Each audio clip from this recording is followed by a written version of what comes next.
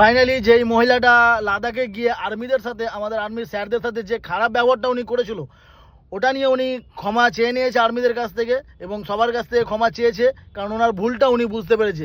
मैं आर्मी को पहले तो जय हिंद, अपने जवान भाइयों को, जो मेरे भाई बाप सब कुछ हैं, जिनकी वजह से हम लोग अपने घर में सेफली सो पाते हैं, सुबह उठ पाते हैं। आप लोग बॉर्डर पे रह के हम लोगों की सेवा करते हैं, लेकिन हम जैसे बदतमीज लोग फ्रस्ट्रेशन में आके कुछ भी बोल देते हैं, जबकि आप लोग हमें कभी कुछ नहीं बोलते।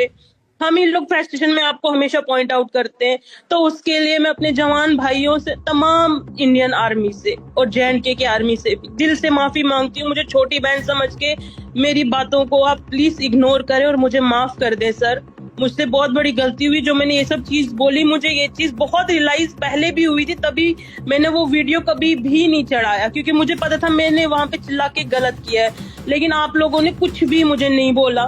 मैं ये चीज मानती हूँ। प्लीज मेरे देश के जवान भाई मुझे माफ कर दो। मैंने जो भी वहाँ पे गलती की है, प्लीज आप लोग मुझे माफ कर दीजिए। উনি বুঝতে পেরেছে, ওনার ভুলটা উনি স্বীকার করেছে যে আমি ভুল করেছিলাম, আমি নিজেকে কন্ট্রোল করতে পারছিলাম না রাগটা, তাই জন্য আমি উল্টো পাল্টা বলে দিয়েছিলাম। তো যাই হোক, ওরকম রাগ করবেনই কেন, কোন জায়গায় কি রাগ করতে হয় সেটা আপনার জানাই নেই। যাই হোক, সবার তালে পড়ে নিজেকে ভাইরাল করার চক্করে তুমি নিজেকে আপনি মহান বানিয়ে দিয়েছিলেন ওই জায়গাটাতে। যাই হোক, উনি লাস্ট পর্যন্ত ক্ষমা চেয়ে নিয়েছে। আমি বলবো আর এটা নিয়ে কেউ ভিডিও বানাবেন না, ঠিক আছে? ভিডিওটা একটু বেশি করে শেয়ার করে দাও। উনি ক্ষমা চেয়ে নিয়েছে, ভিডিওটা সবার দেখা উচিত।